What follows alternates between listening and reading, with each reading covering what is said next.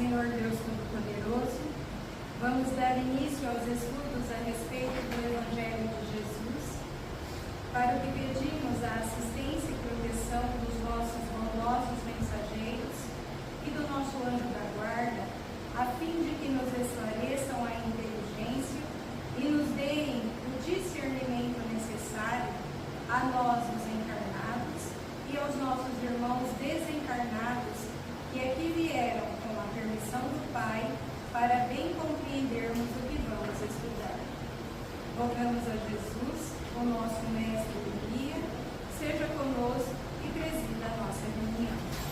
Em nome da irmã veneranda, protetora desta casa, damos por aberto a reunião de estudos da presente noite. Assim seja. Justamente por isso, não vos escrevi porque ignorasseis a verdade, mas porque a conheceis. Primeira Epístola de João, capítulo 2, versículo 21. O intercâmbio cada vez mais intensivo entre os chamados vivos e mortos constitui grande acontecimento para as organizações evangélicas de modo geral. Não é tão somente realização para a escola espiritista. Pertence às comunidades do cristianismo inteiro. Por enquanto, anotamos aqui e ali protestos do dogmatismo organizado. Entretanto, a revivescência da verdade assim o exige. Toda aquisição tem o seu preço, e qualquer renovação encontra obstáculos espontâneos. Dia virá em que as várias subdivisões do evangelismo compreenderão a divina finalidade do novo concerto.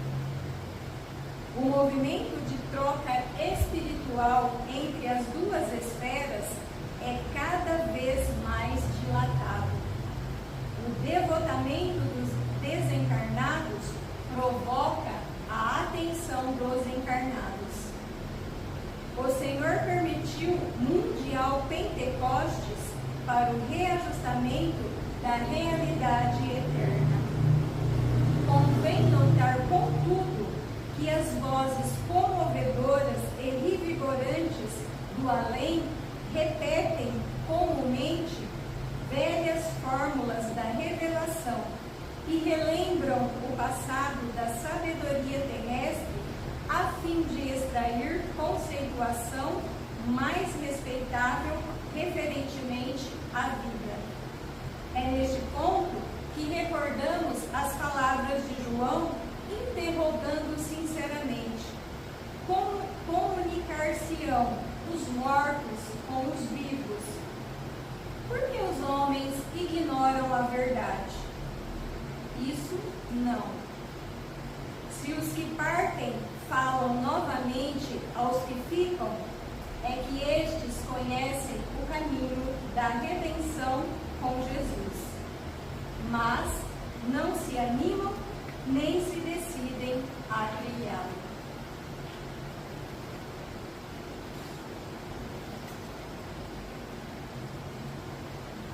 Pai nosso que estás nos céus,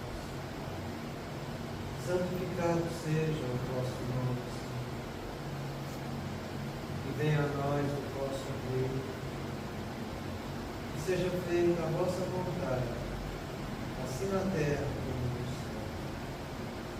O pão nosso de cada dia nos dai hoje, Senhor. Perdoai as nossas falhas. Espíritos esclarecidos e benevolentes, bondosos mensageiros de Deus, que tendes por missão assistir aos homens e conduzi-los pelo bom caminho, sustentai-me nas provas desta vida. Dai-me força para suportá-las sem murmurar, afastai-me dos maus pensamentos, e fazei que eu não dê entrada no espírito que tentasse iludir-me e conduzir-me no caminho. Esclarecei minha consciência com relação aos meus defeitos, e tirai-me de sobre os olhos o véu do orgulho, capaz de impedir-me de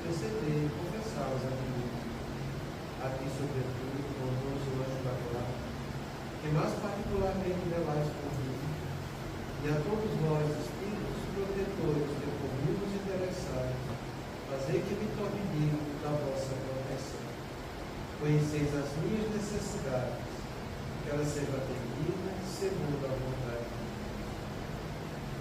Que a paz que irradia do coração de Jesus e que abrange toda a terra possa ser assimilada em todos os corações aqui presentes, tanto encarnados quanto desencarnados, para que por causa dessa paz possamos compreender as leis que regem o mundo espiritual e ter a sabedoria de praticá-las em nossa vida.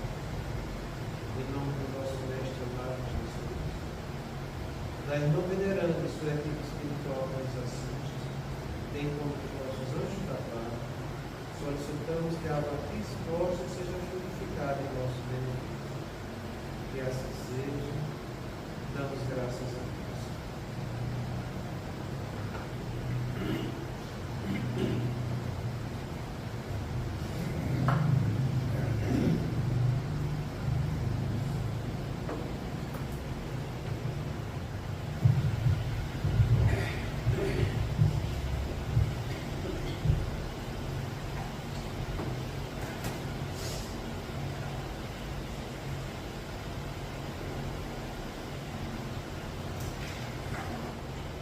Boa noite.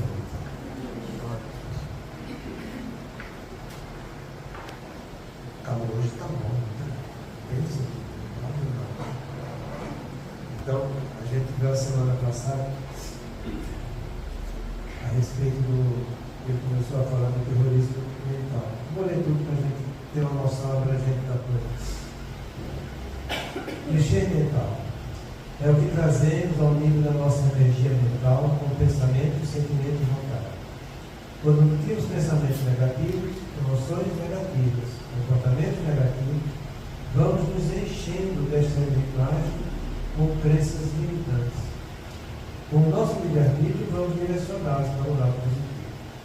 Então, ele dá exemplo que é um clichê mental negativo. Assistir filmes de terror, de violência, ler obras glorificantes de espíritos obsessores que fazem o terrorismo mental.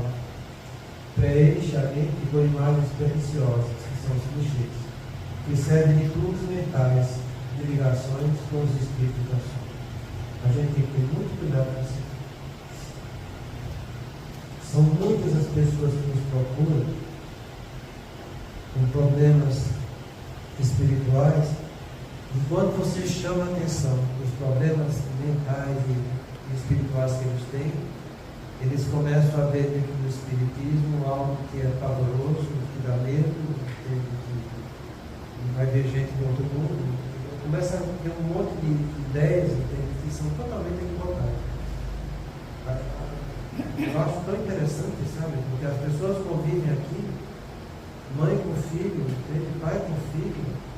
E na hora que morre um, eu não quero ver meu pai, eu não quero ver minha mãe, eu não quero ver meu filho. Como? Se você passou a vida inteira vendo ela aqui, gente, não mudou nada, é a mesma coisa.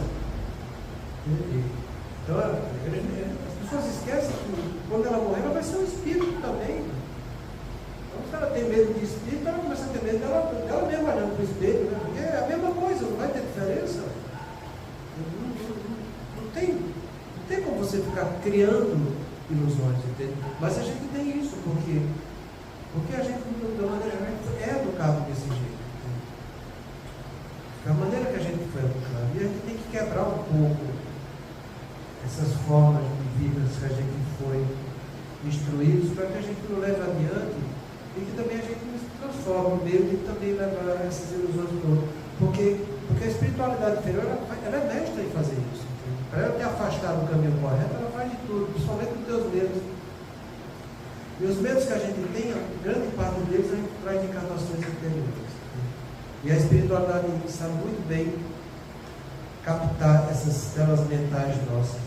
Ela sabe onde estão os nossos desejos e sabe também onde estão os nossos medos. Então que a gente tenha muito cuidado, porque eles fazem isso e fazem da maneira mais simples que você possa imaginar. Um simples brinquedo de criança já te leva à perdição. Você quer ver um brinquedo que todo mundo gosta e todo mundo já procura? A história do pica-pau. Já viu o pica-pau? sempre astuto, levando vantagem de tudo que ele faz. Você está ensinando seu filho a ser astuto também. Entendeu? A usar de várias manobras para ter o benefício daquilo que ele quer no fim. Entende? Então, nesse caso do pica-pau, os fins justificam os meios, tá entendendo? Então a pessoa. E o pior, você bota na televisão, a criancinha está lá e é bonitinho. Aquilo é um clichê mental que está sendo plantado nela. Ela está em formação do desenvolvimento do sistema nervoso. Para você ter uma noção, com 4 anos de idade, o sistema nervoso ele duplicou do nascimento até 4 anos. Você já imaginou que é duplicar? É muita coisa. Então, o volume cerebral da gente duplica nessa fase. Então, é nessa fase que está desenvolvendo que você está jogando sementes de imagens para que aquilo ali fique gravado. Isso quando você não vê os jogos hoje em dia, né? Aquele jogo quem mata mais, quem é mais cruel. Isso tudo é liberado. As pessoas acham, deixa brincar, pelo menos dá sossego. Assim a coisa vai levando. Isso são tudo clichês mentais que você está colocando na cabeça do seu filho. Eu não estou dizendo que você deva castrar seu filho. Não, estou dizendo que ele deve educar. Então, quando você vê a história do pica-pau, você pergunta para ele, será que é certo isso? Será que é correto ficar passando a perna nos outros e ficar sorrindo depois? Será que é correto você ficar matando as pessoas? Será que é correto você ficar gostando de crueldade? Essas coisas são tudo importantes, sabe? Porque a gente vive nessa atitude simplista, achando que não estamos criando confusão na cabeça dos nossos filhos, mas estamos criando muita perturbação para eles. Porque a maioria das vezes, querendo ou não, a gente também se comporta daquele jeito, querendo ser um pouco mais astuto, querendo levar um pouco de vantagem. E esse negócio não existe na lei de Deus. Se não existe na lei de Deus é porque não é correto. Então, se não é correto eu fico fazendo, eu acho que eu estou me complicando.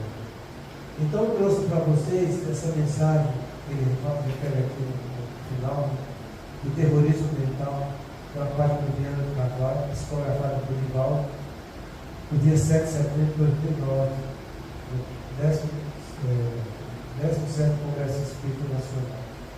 Eu dei essa mensagem para vocês na semana passada, eu acho que acabou. Se alguém quiser mais, eu só pedir que eu não faço mais. Mas eu trouxe dela algumas coisas, ela é toda bonita, mas eu peguei algumas coisas que eu grifei, entendeu? Eu trouxe para que a gente aprendesse alguma coisa. Porque se você disser para você que você não tem esse terrorismo mental no mundo espiritual, você está no planeta errado. Está no planeta errado. Está muito para frente, está entendendo? Então todos nós temos um pouco. Então, a orientação de Viana do Carvalho é o seguinte: doutrina fundamentada em fatos, estudadas pela razão e pela lógica, não admitem suas formulações esclarecedoras quaisquer tipos de superstições, muito menos ameaças que impõem o temor. A doutrina é isso, é um fato estudado pela razão e pela lógica. Isso é o que fortalece a doutrina. Isso é o que fortalece o estudante da doutrina. Usar da razão. Esse atributo da mente que faz você ter pensamentos dedutivos, que vai nascer da argumentação e da abstração e que faz conhecer toda a verdade. Você é detentor desse atributo em teu espírito. Às vezes eu fico me perguntando, e às vezes pergunto também em relação aos outros: onde é que está a razão? Onde é que está a razão? Onde é que está essa capacidade de eu estudar, ter lógica e ter coerência? A palavra lógica, no livro dos médios, ela é repetida 31 vezes. 31 vezes. Se tem uma coisa que a espiritualidade pede e que Kardec reforça, é que tudo na doutrina tem que ter lógica. Tudo. Não existe nada que possa fugir da lógica. Entenda que a doutrina é a lei de Deus do mundo espiritual para nós.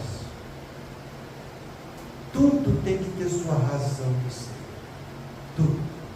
Então, muitas vezes você tem medo daquilo que você não conhece.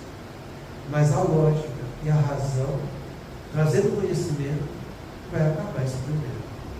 Porque você conhecendo, não tem para que ter medo daquilo que você já conhece. Então ele pede isso, são fatos. Não tem como você fugir. Existe em todo canto os fatos do mundo espiritual. E cada vez mais aumenta. Vocês viram a mensagem que eu estava aqui pela Márcia Fernanda. Cada vez mais essa aproximação com o espiritual vai acontecer. Chegou ao momento da natureza humana enfrentar a verdade espiritual.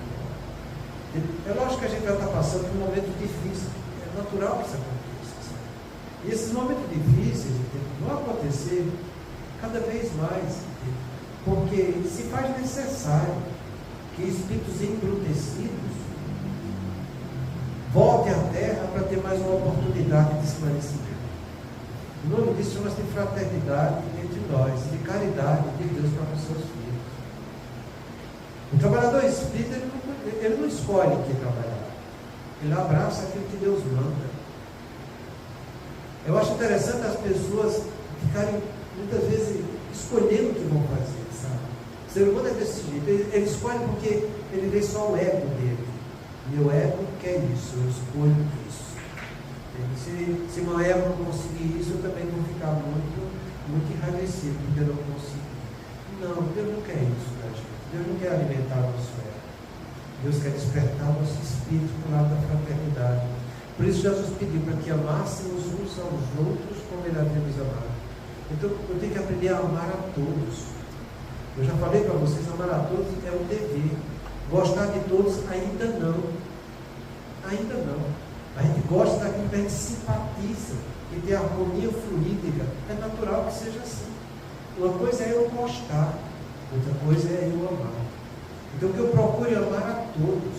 E é como Jesus falou: o que estiver fazendo para o menor dos pequeninos é para eles que estamos fazendo. Então, amplie a tua visão. Entende?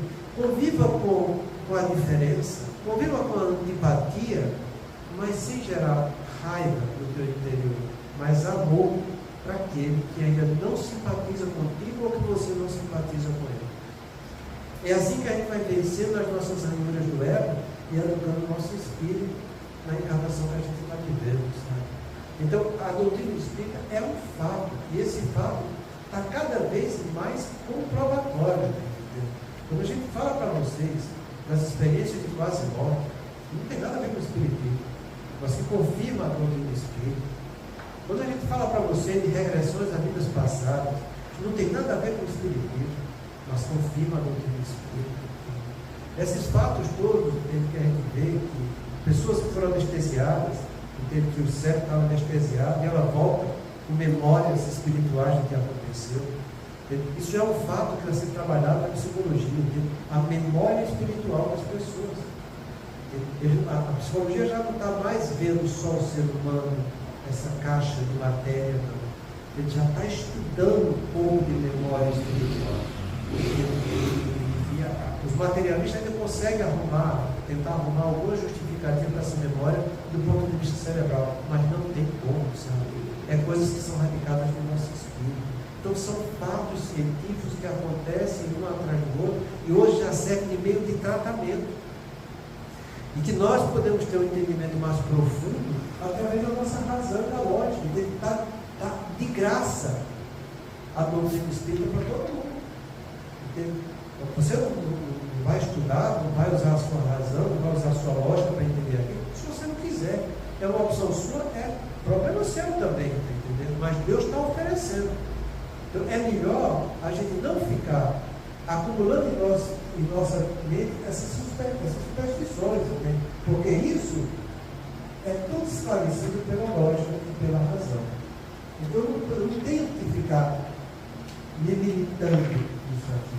Porque é o que a gente chama de crença limitadora. A gente já falou para vocês das crenças limitadoras, que a gente já estudou isso aqui. Você tem ganho secundário, você tem crenças limitadoras e tem mudanças bruscas e intempestivas. No caso aqui, são as crenças limitadoras. Eu não consigo, eu não dou conta, eu não sou capaz, ou eu nasci para ser desse jeito, então eu não vou mudar. E a gente sabe que isso é tudo arrogância do ser humano. Então a gente está aqui para mudar, para melhorar, para vencer dificuldades, para educar nossos medos. Você educando seus medos, você vai sair dessa vida com um espírito muito melhor do que quando você entrou. E você está vencendo os seus preconceitos. Então é isso que ele fala para a gente. Não deixe que as superstições tomem conta de você, mas use a sua razão e sua lógica para educar as suas superstições, entendeu? E você vencer assim os seus temores, os seus medos. Outra frase muito bonita, que eu até grifei mesmo, é que a simples mudança mental para melhor proporciona ao indivíduo a conquista do equilíbrio perdido. Mudança. O problema é analisar essa palavra mudança. Porque a gente acha que mudança é só virar uma página. Virar a página, né? Não é tão simples assim virar uma página. A gente tem estudado com vocês aqui que a mudança ela requer 3 trabalhos sequenciais de uma outra. Para você mudar, você tem que ter visão. Visão de algo que você não tinha. Compreender algo que você não compreendia. Algo que vem te trazer uma educação nova para você. Você não muda se não tiver uma visão ampliada daquilo que você está querendo mudar. Então, para eu ter visão, eu tenho que ter estudo. E estudo com profundidade. E estudo que eu vou estar perguntando, mas isso que eu estou... É desse jeito ou não é? Eu vou lá estudo. Mas isso, será que é assim mesmo? Você tem que se perguntar aí em busca das suas respostas. Se esclareça. Isso vai trazer visão. Quanto mais você lê sobre o mundo espiritual, maior vai ser a sua visão do mundo espiritual. E melhor você vai estar compreendendo como interagir com aquilo e trazer aquilo para a sua vida humana. Então estude. Ah, mas eu não dou conta. Isso é crença limitadora. Tu tem tua razão aí. Entende? A pessoa que não consegue aprender alguma coisa são os que têm retardo mental. E eu não estou vendo ninguém aqui com retardo mental. Então você consegue. O que você precisa fazer é vencer seus preconceitos. Deixar de ser preguiçoso. Tem que ter coragem. E ir lá estudar. Ah, mas se eu abro o livro, vou trair um espírito para minha casa. Como se não tivesse. Como se não tivesse. O pior quando você chama de palavrão, você atrai um monte de espírito que gosta de palavrão. E você fala palavrão. Quando você xinga, está vendo só espírito inferior que gosta de xingar e de briga, de desarmonia. Está lá. Você quando lê uma novela, uma novela, entende?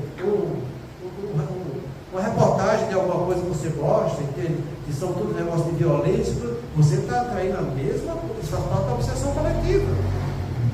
A obsessão coletiva que é muito trabalhada pela espiritualidade inferior. Entende? Que a gente cai de patinho, achando que aquilo ali é normal. Não, mas é normal para assistir aquela novela onde tem perversão sexual, onde tem vingança, onde tem ódio, onde está passando a perna do outro. Então você, quando vai ler o livro espírita, diz que os espíritos vão estar perto de você.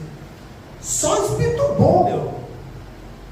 Só espírito bom, porque se vai ler alguma coisa edificante. Você se sente incomodado. Então você se sente muito mais harmonizado com o que é inferior do que com o que é superior. Isso mostra o teu quilate moral como que é. Entende o que eu estou falando, gente? Porque você quer ter benefícios, mas você não quer fazer por onde atingir esses benefícios. Você quer se libertar daquilo que te incomoda, principalmente das expiações. Mas você não acordou ainda para entender que para você vencer as expiações, você tem que ter uma educação nova. Para esclarecer os teus erros, as tuas imperfeições e você fazer o que é correto. Entende? Então você precisa atrair para o seu lar justamente espíritos bons. É por isso que a gente pede para fazer evangelho no lar. E é como eu falo para vocês, faz evangelho no lar todo dia.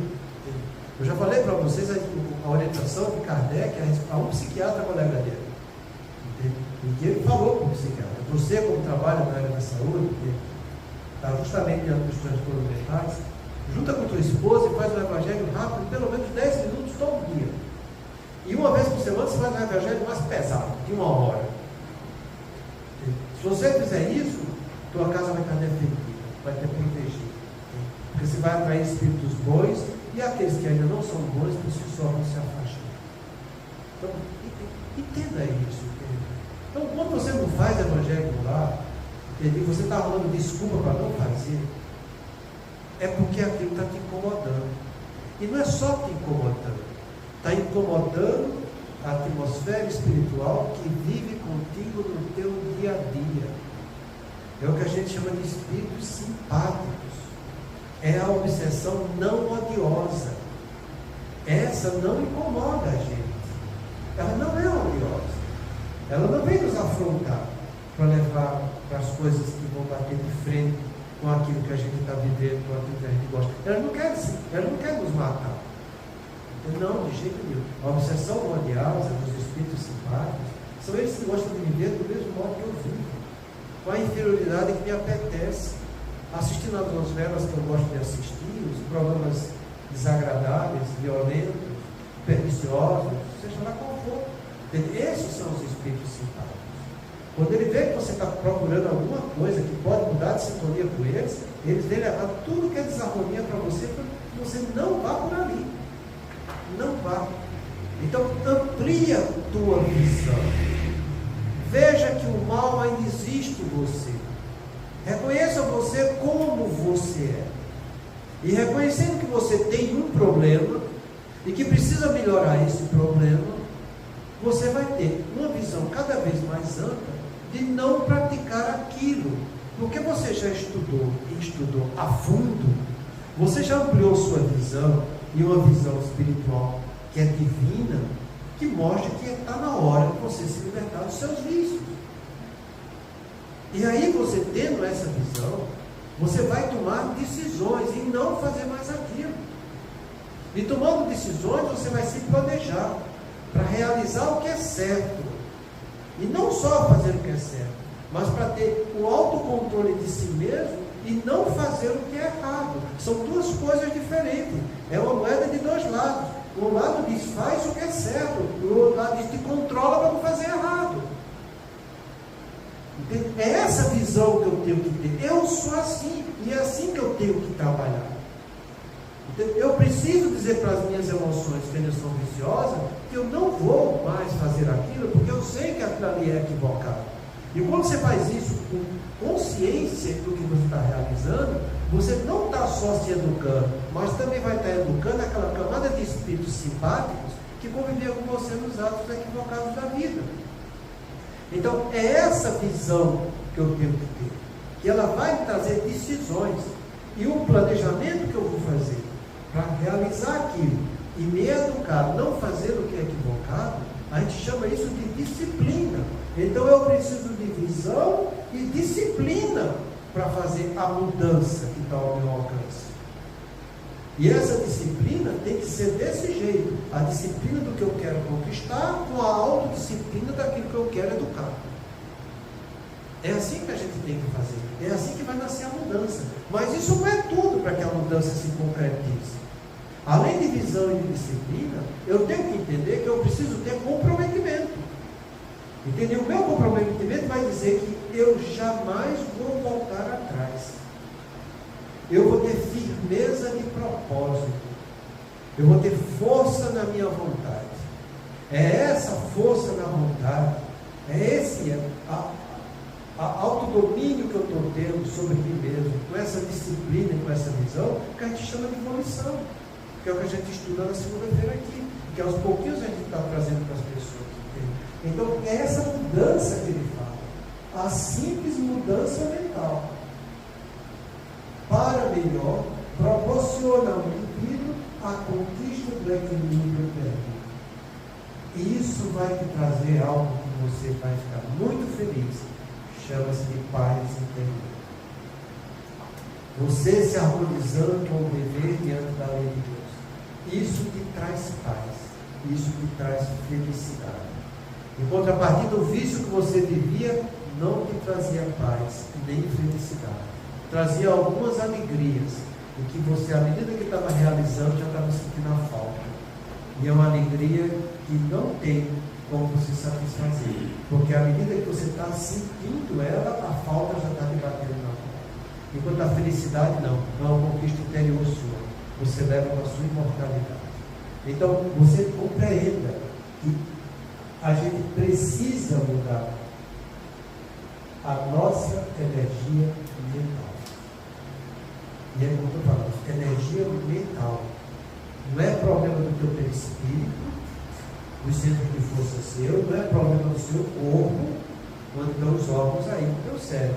É a mente, é esse ser criado por Deus, esse corpo mental, que é onde está o pensamento, o sentimento e a vontade. Você mudando em espírito. Aí sim, você já vai estar tendo um equilíbrio que você não tinha antes. Isso quer dizer que você está liberado das coisas equivocadas, dos preconceitos, dos vícios, das superstições? Não. Não. Você deu o primeiro passo. Porque você vai ter que começar a educar o clichê mental negativo, criando um clichê mental positivo. É um trabalho continuado que a gente tem que fazer. Sendo que à medida que eu vou educando o negativo, criando o positivo, isso cada vez vai me trazer mais paz e mais felicidade. Mais paz e mais felicidade. Até você chegar à perfeição. Como a gente está longe da perfeição, né?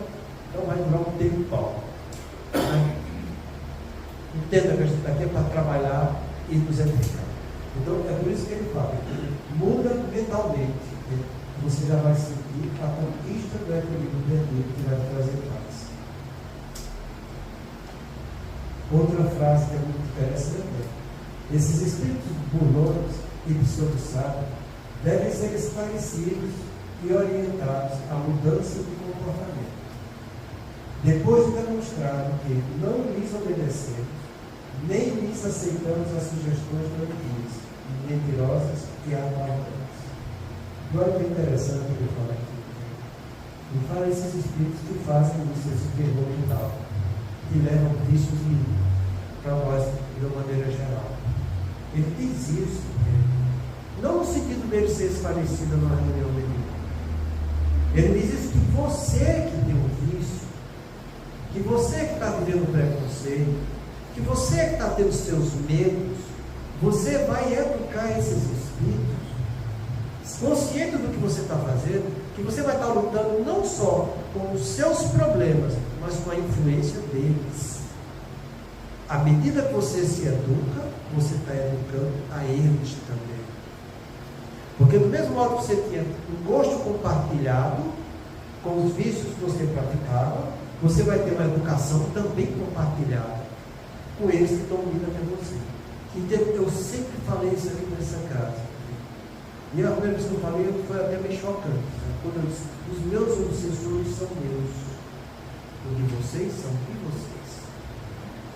Cada qual com os seus problemas. Podemos nos ajudar mutuamente, trabalhando as ferramentas que a gente precisa, nos educando, nos instruindo, aprendendo, trabalhando, mas os meus são meus. Os de vocês são de vocês. Entenda.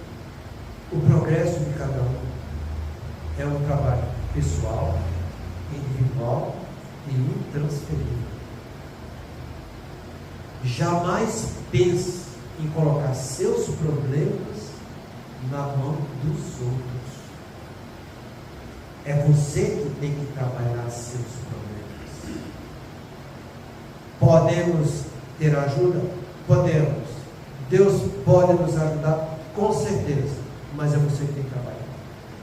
É por isso que é muito importante aquela questão, quando o Kardec pergunta, pode as nossas preces afastar de nós nossas provações?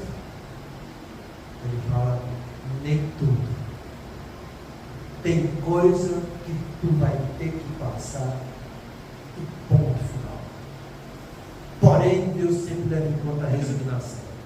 E aí que está essa palavra linda. Resignação. É eu saber que toda dor e sofrimento tem um motivo justo e um fim íntimo. É a mesma coisa que Jesus falou: procurai primeiro o reino de Deus e a sua justiça, e tudo vos será acrescentado. Eu sempre falei para vocês que o reino de Deus não é um mundo espiritual. Porque se fosse um mundo espiritual, não ia ter treva, não ia ter umbral, só tinha ter alegria, felicidade e amor. Isso a gente não encontra no mundo espiritual. O reino de Deus é como Jesus falou, está dentro de cada um de nós. Ele não está fora da gente. Sou eu que tenho que extrair o reino de Deus em mim, que eu sou filho dessa luz que Deus me deu, para que eu extraindo, eu viva ele em minha vida. Então procurar primeiro o reino de Deus que está dentro de cada um de nós, e a sua justiça, porque Deus sendo justo, dá para cada filho o que cada filho merece, e dá justamente aquilo que ele precisa e tem condição de vencer. Cada filho vai receber o direito de acordo com o que tiver devido. É assim que a coisa acontece. E diante da lei da equidade, ele mostra que se você está aqui, você vai ter que conviver com os que estão aqui. Se está aqui embaixo, são proporções relativas à evolução de cada um de nós. Não é porque você está aqui que Deus vai querer que você esteja aqui. Não é porque você está aqui que você vai dizer que vai estar aqui. Não. Você está no canto certo. Você está no momento exato, preciso da tua evolução espiritual.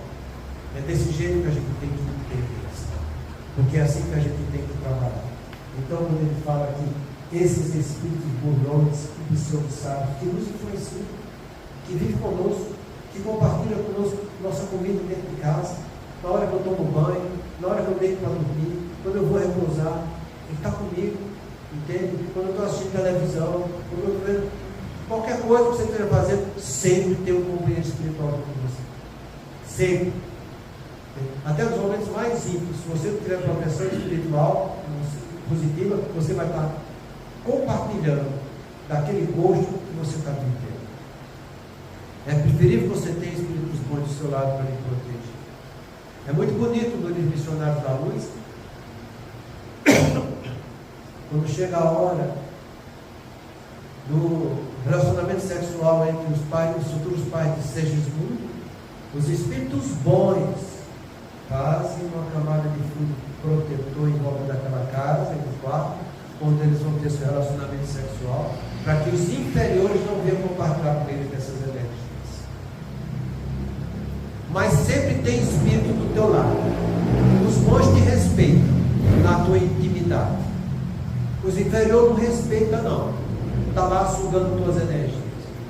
É assim que a coisa funciona.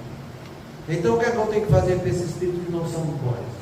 Como ele fala aqui, devem ser esclarecidos e orientados à mudança de comportamento, como você que está mudando de comportamento. Você que está tendo visão, disciplina e comprometimento, está mudando de comportamento. Você vai estar ensinando isso para eles. Você vai estar educando essa atmosfera espiritual que convive com você, sabe Deus quantos e quantos anos. Tem uma história do Chico, que é interessante.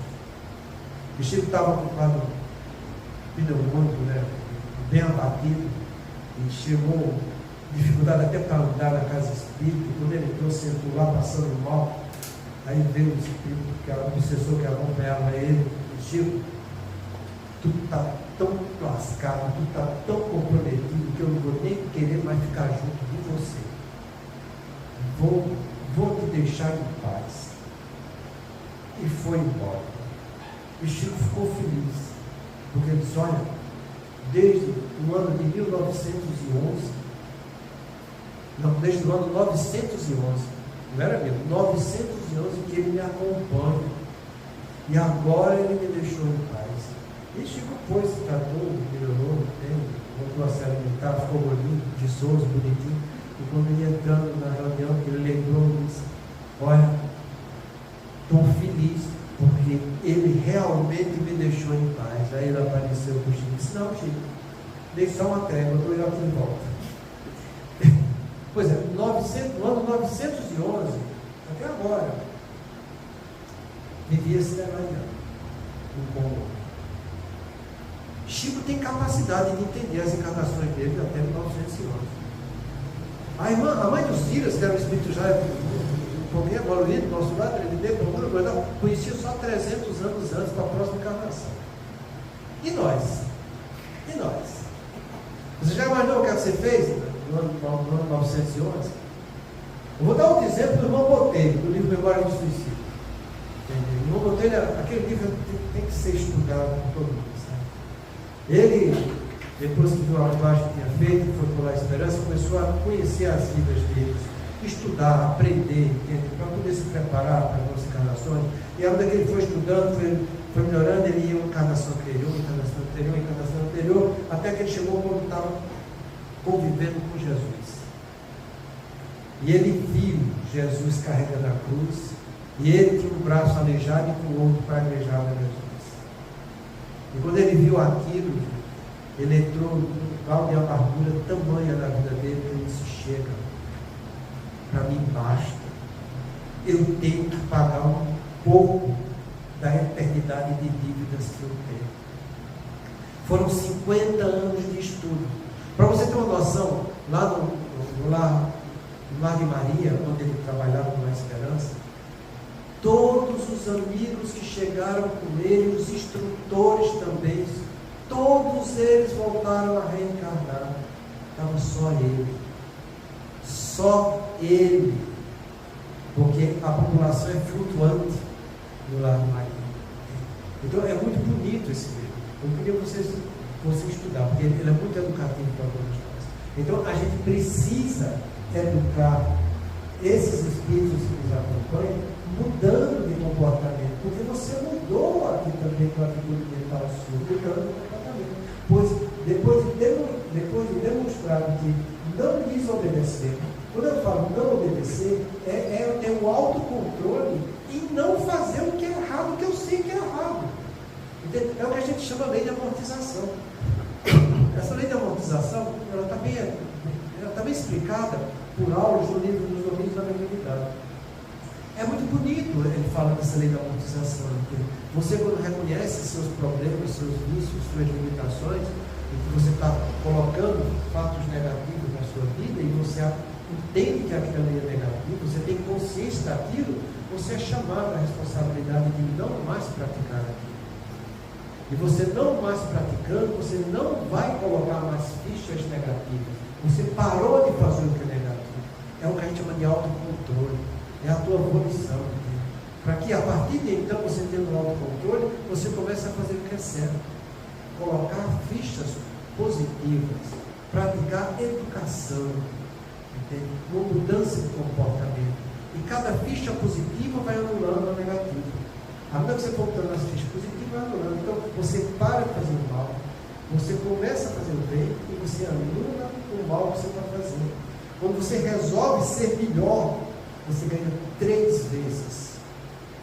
3 vezes. Enquanto você está fazendo o que é ruim, você não ganha nenhuma, porque aquilo que você acha que ganha está sendo compartilhado pela espiritualidade que está sugando teus frutos. Mas a dívida fica só tua, porque você teve consciência do mal que você estava fazendo com o seu corpo. Porque o vício sempre reflete alguma coisa de uma atitude corporal sua. Seu corpo sempre está perdendo quando você está praticando o vício. Entenda isso. E muitas vezes aqueles que estão sugando o teu vício estão se alimentando de uma ilusão e que você não está sentindo mais o prazer que deveria, porque esse fruto está sendo compartilhado com eles. Então, que a gente entenda isso, sabe? Não mais lhe obedecemos, nem aceitamos sugestões doentias, mentirosas ou apavorantes. Todos nós temos isso na nossa escala de evolutiva. Sugestões doentias, mentirosas e apavorantes. É um trabalho de cada um em si, consigo mesmo. E isso é motivo de alegria. E muita alegria profunda que vai te trazer felicidade. Porque você sabe que você está melhorando para a sua imortalidade. É uma conquista que você está tendo que não vai perder. Enquanto as conquistas que você tem no corpo, você vai perder todas. Todas ficam com o teu corpo aqui na terra. Então vale você apenas você ficar vivendo de ilusões com o que você vai perder, que te dá uma certa alegria momentânea, em contrapartida você está fazendo algo que é positivo, que você não vai perder, que vai trazer felicidade e que vai ser para a tua imortalidade. Gente, pensa um pouco de razão e lógica. Isso aqui que tu tem que pensar.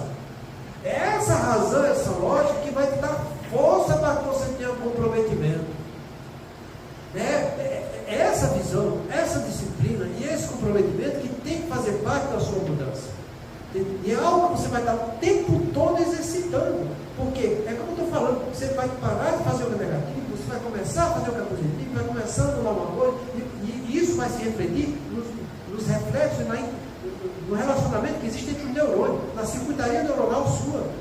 Você está mudando o circuito neuronal seu, da área de recompensa, agindo com consciência daquilo que você está realizando, para formar um hábito salutar na tua vida.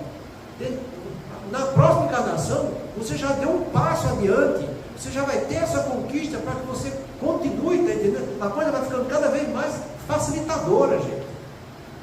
Então entenda isso, usa a tua razão. Isso aqui é que vai te trazer luz para que você vença e controle, entende? E não obedeça mais essas coisas. No começo é difícil, é. Se você já fumou e parou de fumar, você sabe que é difícil. A coisa mexe, tá entendendo? Dá uma agonia lá dentro do trem. Eu sei que eu já passei por isso. Se você já bebeu também, eu achava da bebida a mesma coisa. E assim vale para qualquer vício. Eu tenho só um vício moral, um vício físico que é bom para você ter de comparação. Mas depois de uma semana a coisa está uma maravilha. Depois de 2 semanas você está todo feliz, saltitando, tá entendendo? E a partir daí é só felicidade. Porque você sente que você se libertou. E a sensação de liberdade, nossa, é algo que não tem palavras para se descrever. Não existe.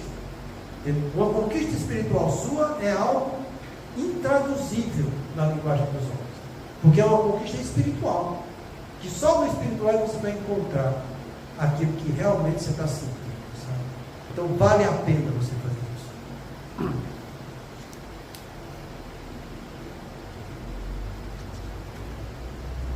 Mas continuando, ele fala: ante as informações mediúnicas desastrosas ou sublimes, um método eficaz existe para a avaliação correta em torno de sua legitimidade.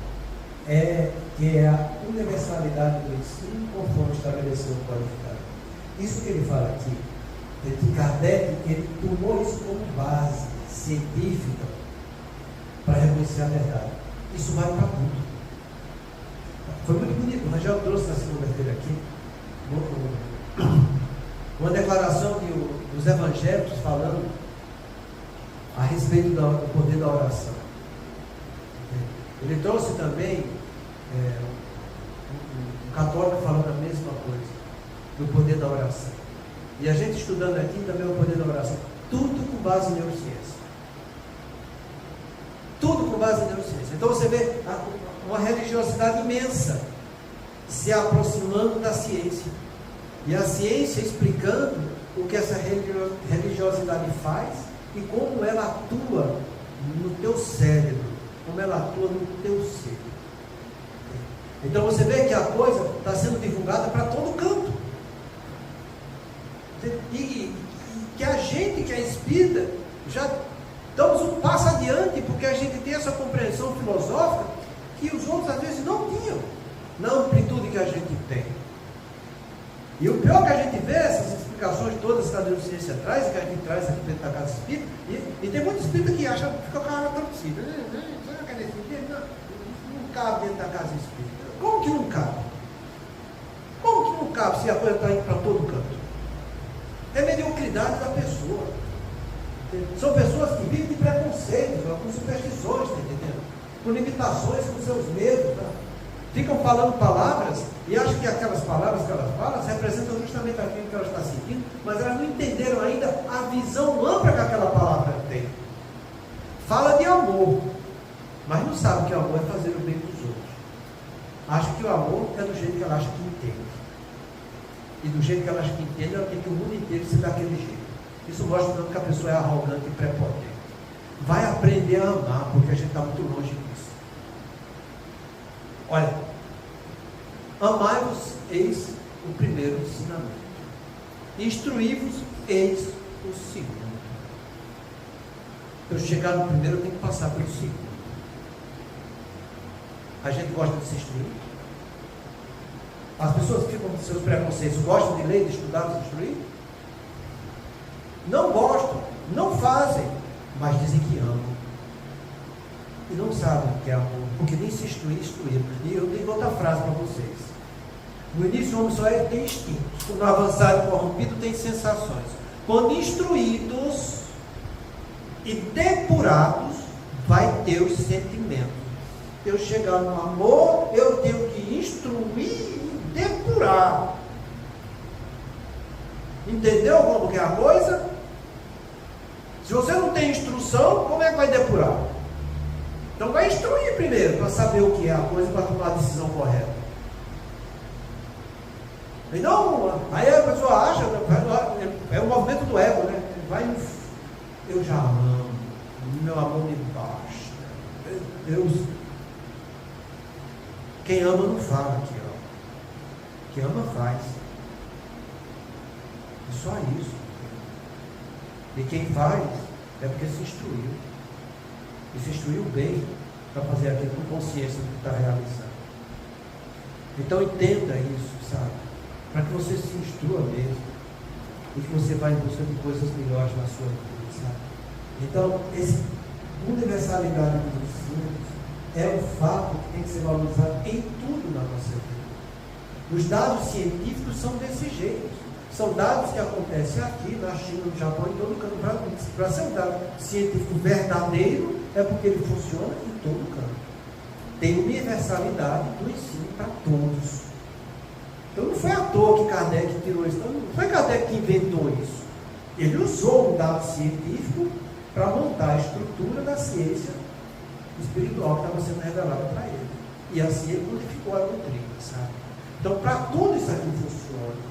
Se você está vivendo alguma coisa que é fora da universalidade do ensino, meu filho, está errado. Você está errado. Vê qual é a universalidade, vê se a coisa acontece em todo lugar. Se tiver, então vai junto. E você está indo no caminho certo, sabe? E ele termina dizendo, desse modo, utilizando-se da realidade como guia, da oração como instrumento de iluminação e do conhecimento como recurso de libertação, os adeptos sinceros do Espiritismo não se devem deixar influenciar pelo moderno teologismo de natureza mediúnica, encarregado de amedrontar, quando o objetivo máximo da doutrina é libertar os seus adeptos a fim de se tornarem felizes. E aqui ele dá as aulas que a gente tem. A caridade como guia, a oração como instrumento de iluminação, e o conhecimento, que é o estudo, como recurso de libertação. É isso que a gente tem que se basear. Nessas três coisas. Se você faz isso, você vai estar trilhando o caminho correto, sabe? Você não vai estar deixando seus preconceitos, seus vícios, suas ilusões tomarem conta de você. Mas a gente vai estar tendo a oportunidade de olhar para a gente e dizer, eu estou controlando meus vícios. Eu controlando meus vícios, eu posso fazer melhor. Se eu cometi abuso, excessos, injustiças, como eu estava vivendo, eu agora não. Vou fazer justamente o que é correto diante da vida. E assim você vai se adequando e mudando cada vez mais e sentindo cada vez mais felicidade. Muita paz a todos. Semana que vem a gente fala mais um pouco sobre isso.